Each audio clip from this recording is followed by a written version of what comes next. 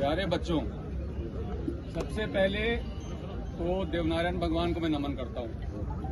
ठीक है, गिरिराज महाराज की, ठीक है। और इससे पहले आपके आने के पहले सारे लोग आगे के ट्रैक से कोई नहीं बचा, सबको ले आए साहब, जिम्मेदारी से ले आए। देखो, जो सबसे बड़ी जो बात थी और जो कर्नल साहब जो देके गए हैं अपने समाज को, वो इतनी बड़ी चीज देके गए, मैं कहता हूँ ना पहले कभी कोई देके गया और शायद आगे भी कोई नहीं देके जा पाएगा। मानते हो इस बात को?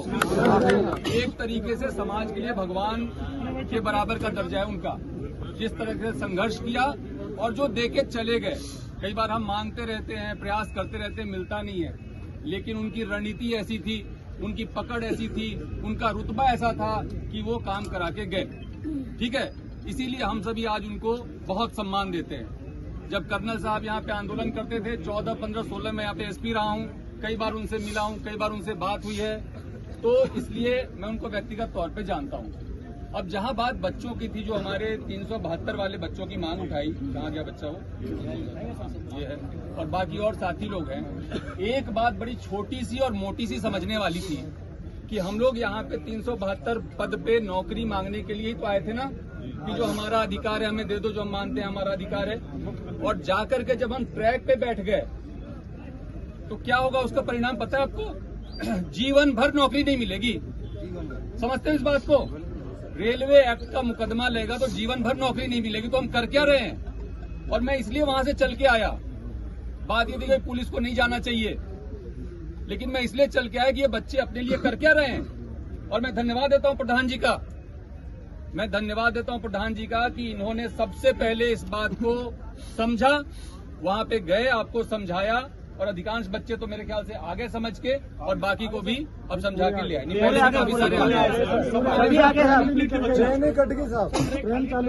बहुत बढ़िया। तो आप लोग इस बात को समझो कि एक तो प्रशासन, सरकार और समाज अलग अलग नहीं है। ठीक है, जो कोई हमारी मांगे होती हैं, जैसे कह रहे हैं हम 7 साल या 17 साल से आप मांग कर रहे हो, 7 साल से मांग कर रहे हो, पूरी नहीं हो रही है, तो उसमें क्या दिक्कत है? आपका पॉइंट ऑफ व्यू क्या है, सामने वाले का पॉइंट ऑफ व्यू क्या है? इसको क्लियर करने के लिए आज जो एक घोषणा हुई, जो मैंने सुना कि एक मंत्रिमंडलीय कमेटी का गठन हुआ है, जो कि स्थायी कमेटी है, वो एक बार के लिए नहीं बना है। वो हर 3 महीने पे मीटिंग करेगी और पहली मीटिंग इसी मंथ होगी, इसी जून माह में होगी। तो वहां तो आपकी बात सबसे पहले रखी जाएगी ना। तो इतना ज्यादा उद्वेलित होने वाली बात थी नहीं। और फिर भी अगर आपके दिल को चोट पहुंचा, मैं समझ सकता हूं। हम लोग सभी रोजगार के लिए बहुत, हमने भी संघर्ष किया है। हम भी कॉलेज में पढ़े, दिल्ली जाके पढ़े, नौकरियों के लिए कंपटीशन दी, फिर नौकरी हुआ तो नौकरी में हमें पता है कि एक बेरोजगार का दर्द क्या होता है। लेकिन साथ ही साथ अगर ये दर्द था तो थोड़ा सा धैर्य रखना चाहिए था, मैं मानता हूँ। और मैं कोई आपसे दूर नहीं हूँ, प्रशासन आपसे दूर नहीं है, कलेक्टर साहब, एसपी साहब आपसे दूर नहीं है, और न सरकार आपसे दूर है। मैं आपको कहना चाहूंगा, आपकी जो महापंचायत थी उसमें आपका बिंदु था, जितने भी उसमें पॉइंट्स तय हुए, आप देखिए तो 9वीं अनुसूची में कैबिनेट से प्रस्ताव पारित करा के भेजने की बात हुई। एक ये मन में हमेशा डर रहता है ना सबके कि कहीं हमारा आरक्षण खत्म नहीं हो जाए। ठीक है, तो वो 9वीं अनुसूची में डालने के लिए कैबिनेट से प्रस्ताव पारित करने की बात पे लेकर के सरकार ने अपनी सहमति व्यक्त की है, जो कि पहली बार हुआ। इसके साथ ही जो मुकदमे वापसी की बात है, जिससे हम सभी लोग परेशान रहते हैं, हमारे बच्चे परेशान रहते हैं, उसमें केवल बेलेबल ही नहीं बल्कि जो दूसरे, जिसमें कि नोटिस दे करके भी कार्रवाई की जा सकती है, उसके भी डिस्पोजल की बात और सहमति दे दी गई है। देवनारायण योजना में आपके संघर्ष समिति के जो प्रतिनिधि जो आप नामित करेंगे, उनको शामिल करने की बात हो गई है। कैबिनेट सब कमेटी में जो मीटिंग होगी उसमें आपके प्रतिनिधि जो नामित होंगे उनको शामिल करने की बात हो गई है। तो आप हर 3 महीने पे मिलोगे। आप जो कह रहे हो हमारी कोई बात नहीं सुन रहा, हमारी कोई बात नहीं समझ रहा, हमारी लॉजिकल बात है, वो हर 3 महीने पे सवाल पूछने का आपके पास मौका होगा। तो मेरी कोई बात पे आपत्ति है क्या?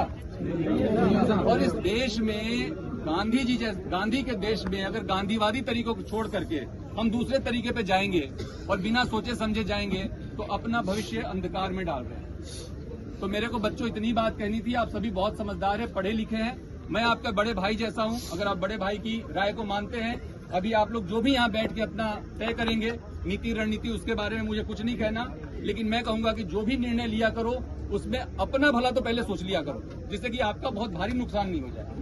तो इतनी सी बात करनी थी। सबको बहुत बहुत धन्यवाद। वंदे मातरम।